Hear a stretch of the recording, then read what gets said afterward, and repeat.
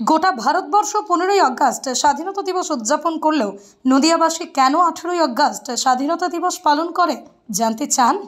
সালটা তখন 1947। গোটা ভারতবর্ষ যখন 15ই আগস্ট স্বাধীনতা দিবস উদযাপন করছিল, তখন নদিয়ার বুকেই বিরাজ করছিল গভীর নিস্তব্ধতা। কারণ দেশভাগের সময়সীমানা নির্ধারণে ভৌগোলিক বিভ্রান্তির কারণে নদিয়া জেলার একাধিক অঞ্চল চলে যায় পাকিস্তানের হাতে। কৃষ্ণনগর, নবদ্বীপ, শান্তিপুর, রানাঘাট, মাঝদিয়া, শিবনিবাস সহ নদিয়ার বিস্তীর্ণ এলাকা পূর্ব পাকিস্তানের অন্তর্ভুক্ত ঘোষণা করা হয়। পরে স্থানীয় মানুষের প্রবল প্রতিবাদ, প্রশাসনিক পুনর্বিবেচনার ফলে 17ই আগস্ট রাতে সরকারি ঘোষণায় জানানো হয় এই অঞ্চলগুলো ভারতেরই অংশ। পরদিন অর্থাৎ 18ই আগস্ট পতাকা উত্তোলনের মাধ্যমে নদিয়ার এই এলাকায় স্বাধীনতার আনন্দ ফিরে আসে। এই ঘটনাকে স্মরণ করে নদিয়া জেলায় প্রতি বছর 18ই আগস্ট ভারত ভক্তি দিবস হিসেবে উদযাপন করা হয়। কৃষ্ণনগর, নবদ্বীপ, শান্তিপুর, রানাঘাট, শিবনিবাস সহ বিভিন্ন শহরে তেরাঙ্গা উত্তোলন, মিছিল, সাংস্কৃতিক অনুষ্ঠান, স্মরণ সভা অনুষ্ঠিত হয়। 18ই আগস্টের এই ঐতিহাসিক দিনটি স্মরণ করিয়ে দেয় ভারতের মানচিত্র আজকের মতো গড়ে উঠেছে বহু সংগ্রাম, সংশোধন, জন আন্দোলনের মাধ্যমে। শুধু নদিয়া নয়, মালদা ও দক্ষিণ দিনাজপুরের কিছু অংশ একই ধরনের বিভ্রান্তির শিকার হয়েছিল। 18ই আগস্ট নদিয়ার ইতিহাসে এক বিশেষ দিন, যা স্বাধীনতার দ্বিতীয় অধ্যায়ের প্রতীক। আজকের প্রজন্মের জন্য এটা শুধু অতীত নয়, এক ঐতিহাসিক শিক্ষাও বটে। আমরা জানি যে 1947 সালে 15ই আগস্ট ভারতবর্ষ যখন স্বাধীনতা লাভ করে, কিন্তু আমাদের নদিয়ার বিস্তীর্ণ অংশ সেদিন কিন্তু ভারত সার্বভৌমের অন্তর্ভুক্ত হতে পারিনি। সেই ঐতিহাসিক কণকে স্মরণ রেখে সেই সময় স্বাধীনতা সংগ্রামীদের আন্দোলন, ত্যাগ, তিতিকার ফলশ্রুতি আমরা আড়াই দিন পর 17 তারিখ বাচ্চারাতে ঘোষিত হলো যে ভারত সার্বভৌমের অন্তর্ভুক্ত হলো নদিয়া জেলা।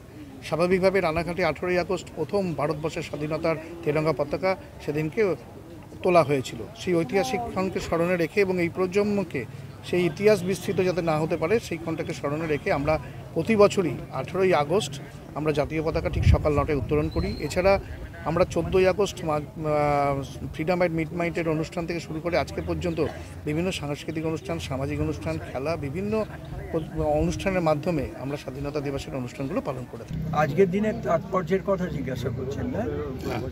আজকের দিনের বিশেষ তাৎপর্য হলো, আমরা সবাই জানি যে ভারতবর্ষের স্বাধীনতা প্রাপ্তি হয়েছিল 15ই আগস্ট, অর্থাৎ 14ই আগস্ট রাত্রিবেলা ভারতবর্ষ পাকিস্তান দুটো আলাদা দেশ হয়ে স্বাধীনতা লাভ করে। আমার সেই কথা এখনো মনে আছে। পণ্ডিত জওহরলাল নেহরুর এক বিখ্যাত বক্তৃতা, যে যখন সারা পৃথিবী ঘুমোচ্ছে তখন ভারতবর্ষ বলে একটা দেশ নতুন স্বাধীনতায় জেগে উঠছে। কিন্তু সেটা ঘটলেও আমরা নদিয়া জেলার বাসিন্দারা কিন্তু 15ই আগস্ট স্বাধীনতা পাইনি। র্যাডক্লিফের ঘোষণা অনুযায়ী নদিয়া জেলা পাকিস্তানভুক্ত ছিল। নদিয়া জেলার বিভিন্ন জায়গাতে পাকিস্তানের পতাকা উত্তোলিত হয়েছিল। তারপর আলোচনা চলতে থাকে। প্রাক্তন এমপি ইলা পাল চৌধুরী মহাশয়, প্রাক্তন কেন্দ্রীয় মন্ত্রী ডক্টর শ্যামাপ্রসাদ মুখোপাধ্যায় মহাশয় এবং নদিয়ার মহারাজা সৌরিশ রায়, এরা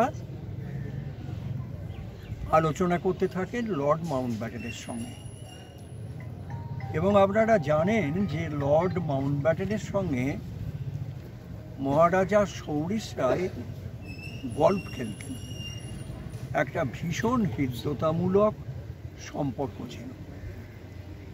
এবং তারপর অনেক আলোচনার পর 3 দিন পর 18ই আগস্ট সকালবেলাতে রানাঘাটের বিশিষ্ট ব্যবহারজীবী মোহিত মুখোপাধ্যায় একটা মাইক নিয়ে বলে বেড়ালেন যে আজ থেকে নদিয়া জেলা এবং বনগাঁ ভারতের অন্তর্ভুক্ত হয়েছে।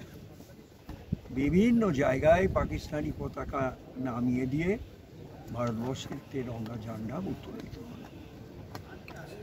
তো এই হলো স্বাধীনতা দিবসের তাৎপর্য।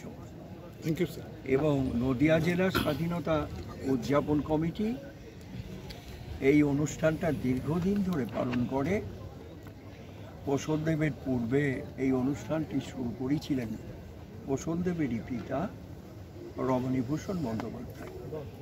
সেইটা আজও চলে আসছে।